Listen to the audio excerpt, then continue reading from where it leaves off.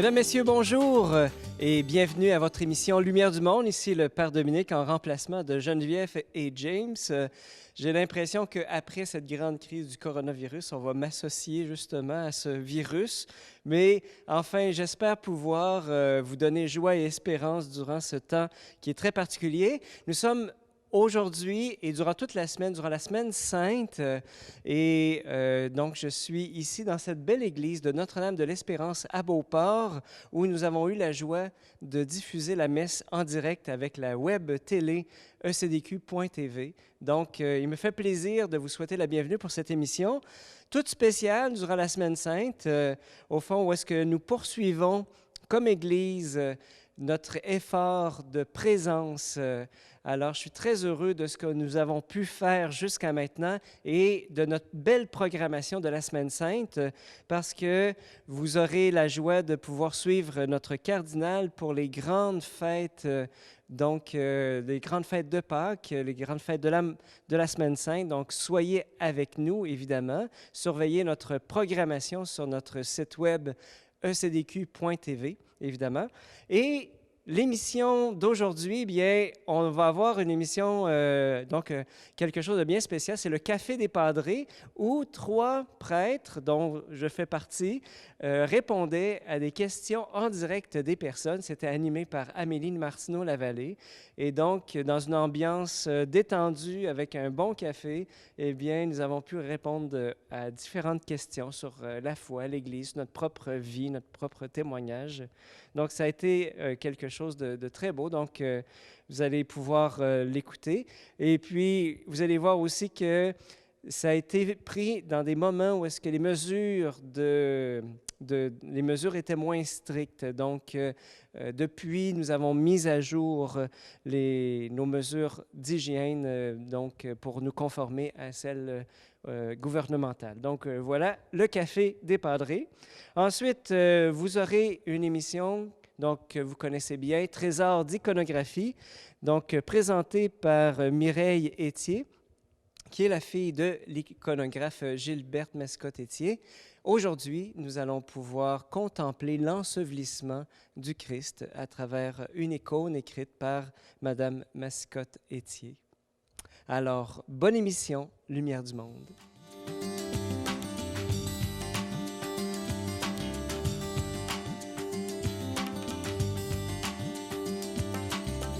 Alors, bonjour à tous, bonjour à toutes. On est à notre première édition du Café des Padres. Je suis avec 3 padres et vous voyez, on a notre distance réglementaire. Je vais vous laisser vous présenter. Alors, peut-être, je vous demanderais de vous présenter en quelques mots. Alors, je m'appelle Thomas Malenfant, j'ai 36 ans, je suis prêtre pour le diocèse de Québec depuis 5 ans. Je suis aussi depuis un peu plus d'1 an dans une équipe pastorale au service des paroisses de Bellechasse et de Chemin. Donc, Saint-Benoît de Bellechasse, Sacré-Cœur de Jésus à Bellechasse et Sainte-Cathérie-Técacuita. Je suis Laurent Penaud, je suis prêtre depuis 5 ans comme Thomas. On a été ordonnés ensemble. Je suis administrateur cette année, temporairement, pour l'unité pastorale Orléans. Donc, tout Beauport jusqu'à Sainte-Brigitte, Courville-l'Ange Gardien et puis toute l'île d'Orléans aussi. Voilà. Alors, Père Dominique, donc je suis vicaire en Beauce, donc Sainte-Famille de Beauce, là, donc, je suis coordonnateur de l'opération Couronne de vie. Alors là, on est en direct sur Facebook, puis on attend que les questions rentrent. Ça doit commencer à rentrer, là. Et c'est pour ça, d'ailleurs, on est quelques-uns à avoir des tablettes, les cellulaires pour les voir. Mais je vais commencer avec une première question. La distance entre nous rappelle qu'on vit une situation particulière. Donc, il y a quelqu'un qui nous demande, là, avec tout ce qu'on est en train de vivre, est-ce que la Bible dit quelque chose par rapport à ça? Oui. Oui? C'est oui. OK. Point ou mais encore? 3 points, oui. Je peux passer à une autre question et on revient. Il y a 2 pistes là, qui sont vraiment extraordinaires. Toute la Bible est une lumière sur nos pas, en tout temps. Mais spécialement dans ces temps-ci, en tout cas en équipe, nous autres, les parties qu'on médite plus spécialement depuis le début de l'année, mais qui sont très fortes en ce temps-ci, c'est tous les prophéties, tous les prophètes autour de l'exil, où le peuple de Dieu se sent abandonné par Dieu parce qu'il a perdu les signes auxquels il était habitué de la présence de Dieu, qui étaient Le temple, je ne sais pas s'il y a des gens qui font des liens avec les églises, hein? Oui. On perd nos temples. Et alors que c'était un objet qui nous aidait à nous sentir près de Dieu, et c'était très bien, mais on perd. On est déjà globalement en train de les perdre, mais ces temps-ci, ils sont barrés. Perdre le temple, perdre la terre et perdre les sacrifices. Perdre tous ces moyens-là auxquels on s'est tellement habitué longtemps comme étant la seule façon d'entrer en relation avec Dieu. Le peuple se retrouve déraciné dans une société qu'il ne connaît plus. Alors, tous ces prophètes-là, hein, Isaïe, Jérémie, les grands prophètes, là, mais avec ce regard-là sur l'exil. Puis, un grand classique pour se remonter le moral, l'Apocalypse. Perso, c'est de la bombe. C'est plein d'espérance. Mais la vraie espérance chrétienne, dans le sens pas une espérance d'épais, là, pas une espérance de penser que tout va bien aller, dans le sens où ça a toujours bien été jusqu'à maintenant. Là. Mais dans le sens où, à travers ce qui se passe, il y a quelque chose qui se révèle. Je ferai du pouce là, sur Thomas. Le coronavirus, au fond, nous déracine de nos habitudes, profondément. Et de la même manière que le peuple juif a été déraciné de sa terre pour être amené en exil, de la même manière, actuellement, on est déraciné. Le peuple juif, vous savez que c'était le premier peuple à être entièrement alphabétisé. Mais ça vient des nouveaux chemins qu'ils ont trouvés, parce qu'ils se disaient, parce que ceux qui ont été déportés en exil, c'était les nobles, c'était les rois, les lettrés, et on avait laissé le petit peuple à Jérusalem. Alors, l'intuition, ça a été, on doit enseigner à lire et à écrire à tout le monde, de manière à ce que tout le monde puisse transmettre la parole de Dieu. Alors, ça a été un chemin, ça a été une créativité dans un temps de crise. Alors, de la même manière, je crois que le coronavirus nous force, en tout cas, moi, je le vois aujourd'hui, là, je suis vicaire habituellement, puis là, on se retrouve à faire l'opération Couronne de vie, on sort complètement des sentiers battus, mais il y a de la créativité et je crois qu'après la crise du coronavirus, il n'y a plus personne d'entre nous qui va être pareil. On va avoir exploré des nouvelles affaires. Puis ça, pour moi, ça aussi, ça va dans le lien de... Ça va avec l'espérance. Voilà, c'est ce qui me donne l'espérance dans un temps de crise. Ça nous fait bouger. Bien, qu'est-ce que vous pensez du fait qu'on ne peut plus communier, de un? Puis, comment est-ce que vous pourriez aider les gens à comprendre comprendre la communion spirituelle, pardon? Bon, moi, j'ai eu la joie de cheminer avec des gens qui n'étaient pas en état de communier, soit des enfants qui attendaient leur première communion, soit des couples en situation irrégulière, ou d'autres, je pense entre autres à une jeune qui n'était pas baptisée, qui était catéchumène. Et le fait de désirer l'Eucharistie nous permet davantage de comprendre la profondeur. Moi, je me dis que lorsqu'on va être de l'autre côté, on va être en Dieu, mais qu'on va revenir par le regard, là, puis qu'on va voir ce qui se passait vraiment quand on allait à la messe, puis que le Fils de Dieu entrait en nous dans l'Eucharistie, je pense qu'on va tomber à genoux en contemplation devant la grandeur de ce qui se passait, alors que nos yeux étaient un peu aveuglés. Et moi, je crois que le temps que l'on vit est très bon, parce qu'on s'est trop habitué à ce sacrement. J'ai des fois des gens qui me, après la messe, qui disaient « Je pourrais-tu avoir une bénédiction spéciale? » Je disais « Écoutez, madame, vous avez reçu le corps du Christ, qu'est-ce que vous voulez de plus? » Tu sais, un peu comme... Et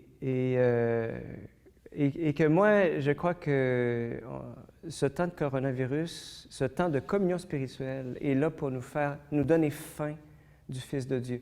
Il l'a bien dit, hein? Puis pour moi, c'est une parole de Jésus qui est en train de s'accomplir. C'est quand Jésus dit aux pharisiens, les invités à la noce peuvent-ils jeûner pendant que l'époux est avec eux? Un jour, l'époux leur sera retiré, alors ils jeûneront. Et pour moi, je pense que c'est un temps où est-ce que l'époux nous est retiré et c'est un temps de désir pour moi. C'est un temps aussi pour replacer la communion eucharistique dans une communion qui est pas seulement que la communion aux espèces consacrées.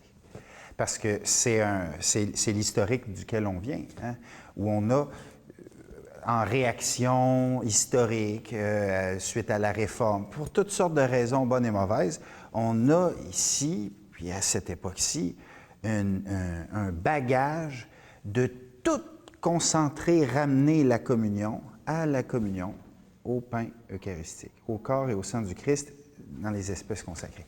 Et cette réduction-là, elle est néfaste pour toutes les communions, parce qu'on perd de vue que la communion la plus profonde à laquelle on est appelé et au service de laquelle toutes les autres communions sont mises, c'est la communion avec Dieu. Et cette communion-là, elle est en esprit et en vérité.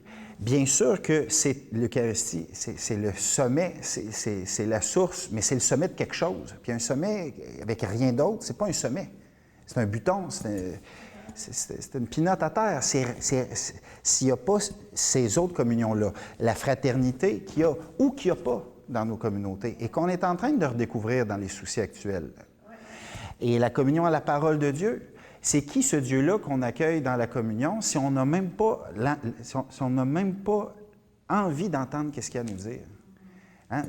On vit parfois la messe, et je me rentre là-dedans, comme du monde qui vont manger chez quelqu'un, mais qui n'en ont rien à battre de ce qu'il y a à dire. C'est pas de la communion. C'est pas de la communion. Alors, à travers ce temps-là, on est tous ramenés à cette communion-là. Elle a un rôle unique, essentiel, dans quelque chose qui est plus large que ça. À la Samaritaine, quand Jésus rencontre la Samaritaine, ses disciples, Rabbi mange, ils lui ont apporté de la nourriture depuis la ville d'à côté, et il dit « J'ai à manger une nourriture que vous ne connaissez pas ». Et la communion, c'est ça. Le geste sacramentel vient soutenir cette nourriture-là. Mais cette nourriture-là, c'est de faire la volonté du Père. Il n'y a aucune communion sacramentelle qui peut remplacer le fait de faire la volonté du Père. Et si, dans la situation actuelle, à travers toutes les médiations, l'Église, les gouvernements, on arrivait à être privé de cette communion sacramentelle, on peut l'accueillir comme un temps permis par le Père pour nous apprendre à redécouvrir ce que signifiait la communion sacramentelle. Mais si j'y vais sans au moins désirer que grandisse en moi le fait de faire la volonté de Dieu, je me trompe de communion, je pose l'acte, mais à quoi il me sert? Au fond, je nourris quelque chose que je ne veux pas qu'il grandisse en moi. Tandis que là, ce jeûne-là peut nous aider à nous recentrer sur est-ce que je crois vraiment que c'est de faire la volonté de Dieu qui va me combler? Je trouve qu'il y a une question qui peut aussi être connexe, là. Quelqu'un qui demande, c'est quoi le regard qu'on peut porter là, du fait qu'il y a-t-il une autre manière d'adorer, de prier? On regarde nos bâtisses d'église là, qui sont fermées. Là. Comment on peut vivre ça autrement? On voit passer, ça personnellement, ça c'est moi qui rajoute ça, mais on voit passer sur Internet des temps de prière, des célébrations eucharistiques. Il y a des gens à qui ça leur manque de ne pas célébrer avec les frères, les sœurs, la communauté. Là. Comment on peut... c'est quoi le regard qu'on devrait porter sur ça? J'ai parlé de ça il n'y a pas longtemps avec une sœur dominicaine adoratrice, sœur Nathalie, parce qu'au détour d'une conversation, après une messe, à un moment, elle évoque la question de la dimension naturelle de l'adoration. Alors, je fais, c'est quoi ça? Elle me dit, c'est essentiellement se reconnaître comme créature, ce qui est un des défis essentiels de toute vie humaine, d'accepter qu'on n'est pas les auteurs ni les maîtres de nos vies, mais d'accepter de la vivre comme un don reçu et de la respecter profondément dans toute sa dignité, dans toute sa profondeur, de chercher le sens profond de la vie et pas de perdre notre temps dans des choses qui nous détournent des questions essentielles. Et l'adoration, dans ce sens, si elle commence par se reconnaître créature, le rapport à la crise que nous traversons aujourd'hui est évident. De découvrir que, wow, le monde ne peut pas se réduire à ce que je voudrais qu'il soit. Mais que le défi, c'est d'entrer dans le monde tel qu'il est, dans ma vie telle qu'elle est, plutôt que de prétendre contrôler des choses qui... Écoutez, on est une poussière dans l'univers et on se croit les maîtres du monde. Quelle stupidité!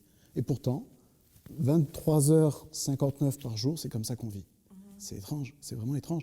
Mais l'adoration, elle peut commencer là, de découvrir que, wow, ça ne se passe pas comme j'ai l'habitude que ça se passe.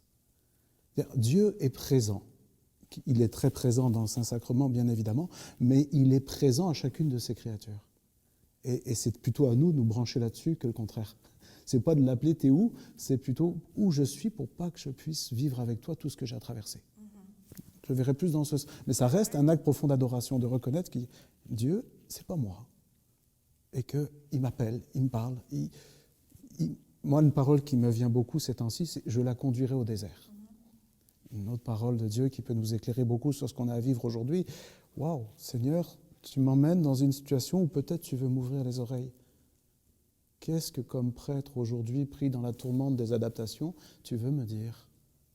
Est-ce que je cours vraiment après les bonnes choses, les bonnes affaires? » Tu viens de parler des sacrements, puis il y a une question qui est rentrée, puis tu as parlé aussi au début, bien, vous êtes au moins deux à avoir parlé du sacrement du pardon, puis on nous demande pourquoi est-ce qu'on ne peut pas vivre le sacrement du pardon par téléphone? Parce qu'il ne s'agit pas d'un échange d'informations, il s'agit d'une rencontre. Qu'est-ce que c'est les sacrements? C'est une rencontre dans notre corps, dans notre chair. C'est ça la dynamique que Jésus montre de Dieu. C'est ça que Dieu fait en Jésus-Christ. Parce que l'information, Dieu nous aime, ben, ça passe sur Internet.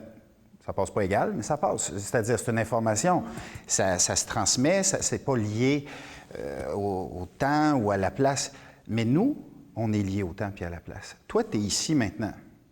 Moi, je suis ici maintenant avec mon corps.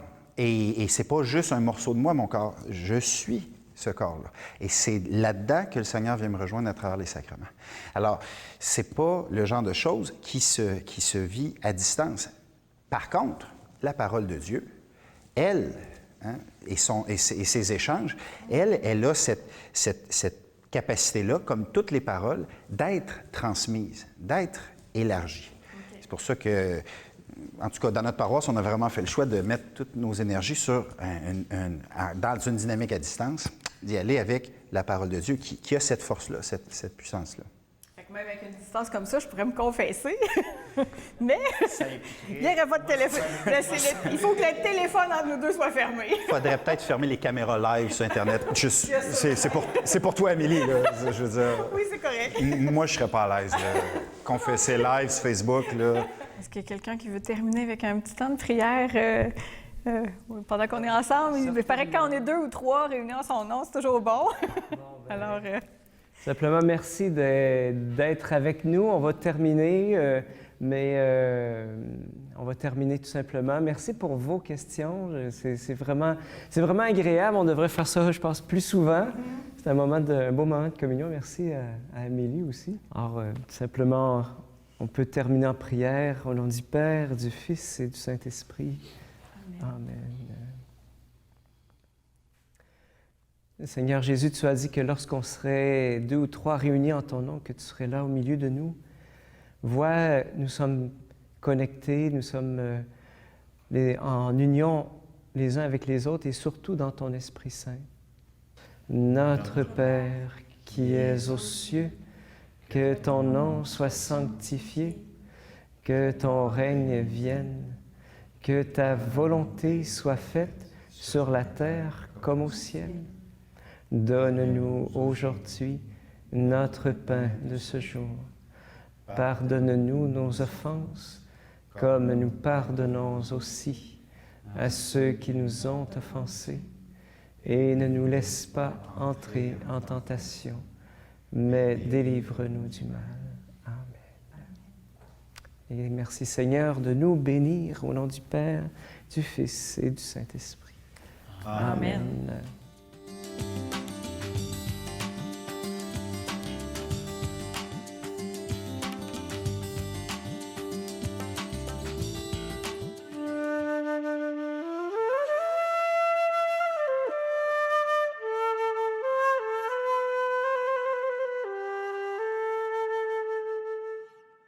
La croix, c'était pas une fin en soi. La croix, puis la mort de Jésus, ça a de la valeur parce qu'il y a autre chose après. Sinon, pourquoi?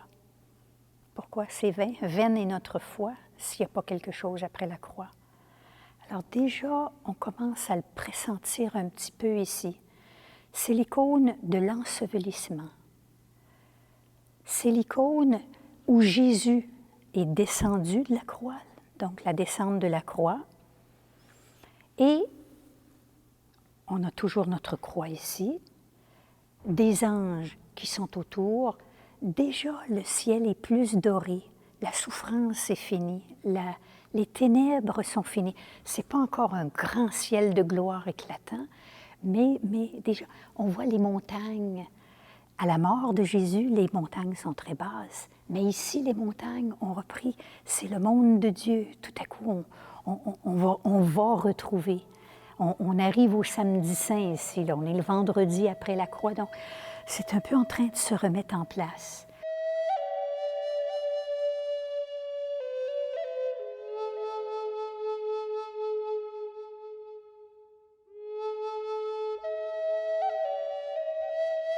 Et Jésus est déposé comme sur une table. C'est un peu le premier autel. On voyait Jésus, on disait au début que l'Eucharistie se célébrait sur un tombeau, sur une pierre. C'est pour ça que nos autels sont en pierre.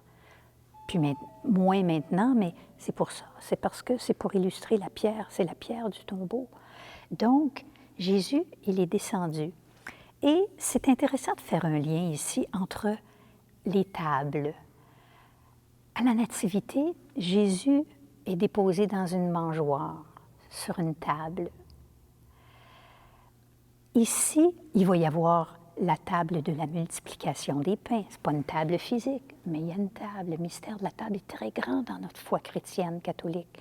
Alors, à la croix, c'est-à-dire à la multiplication des pains. Après ça, disons qu'on saute à la croix. Il est debout, mais c'est une forme de table. Le corps du Christ est déposé sur la table de la croix. Ici, il est déposé et c'est la table du tombeau. En arrière, on voit Nicodème qui est allé pour construire un tombeau. Alors, un théologien que j'aime beaucoup, Pierre-René Côté, dit, quand il regarde cette icône, il dit « Ah ben regarde, il est le patron des gens en retard. Tout le monde est autour de Jésus, puis lui est en arrière encore en train de creuser son tombeau. » C'est une illustration, évidemment. Alors ici, Jésus est déposé. Il y a une grande paix qui se dégage. Il y a toujours son petit vêtement blanc. La vie n'a pas encore éclaté. Dans beaucoup de tendresse, Marie tient la tête de son fils. Jean, le bien-aimé, est tendu avec tellement de tendresse et tient la main de son maître sur sa joue. On voit ici Joseph d'Arimathie qui est au bout et qui tient les pieds de Jésus.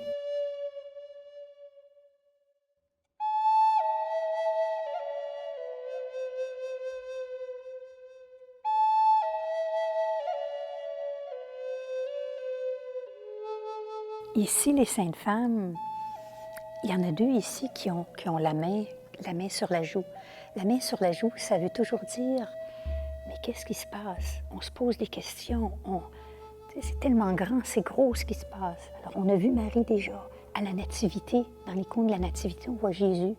C'est pas parce qu'il doute, c'est parce qu'il est devant le mystère, puis il essaye de le comprendre. Alors, on essaye de comprendre. Puis il y a celle ici qui dit, mais c'est énorme, c'est trop gros, c'est trop gros. Et puis, en même temps, toute la paix qui se dégage.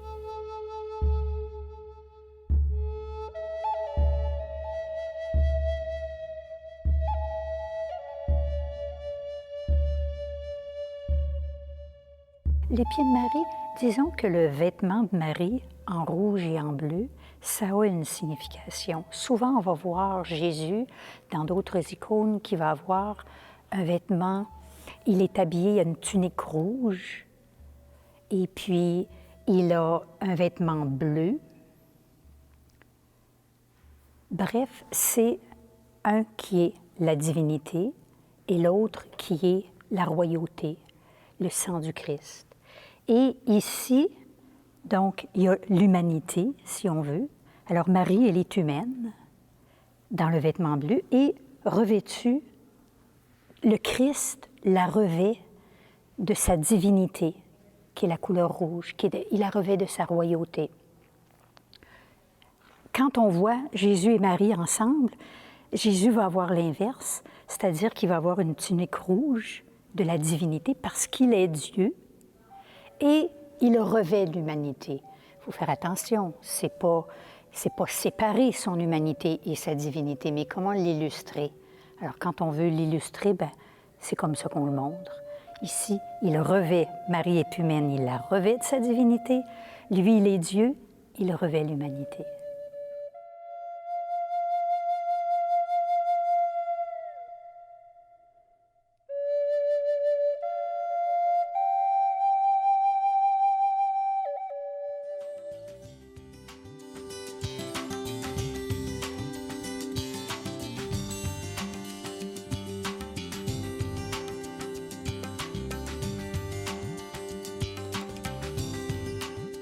J'espère que vous avez aimé notre contenu d'aujourd'hui. N'hésitez pas à suivre notre web télé ecdq.tv pour connaître la programmation qu'il y aura durant la Semaine sainte. Vous voyez, c'est une Semaine sainte qui est tout à fait particulière en ce temps où nous sommes tous affectés par le coronavirus. Nous sommes confinés et en même temps, eh bien, il y a un appel du Seigneur à se rapprocher de lui. On est tous hors de nos zones de confort. Mais suivez-nous à travers notre programmation de cette semaine. Et n'oubliez pas aussi qu'il y aura une émission spéciale pour Pâques, pour l'émission Lumière du monde. Alors, c'était une joie de vous animer cette émission Lumière du monde durant la Semaine sainte. Donc, c'était Père Dominique pour Lumière du monde. Je vous souhaite une bonne Semaine sainte. Restons unis dans la prière les uns aux autres.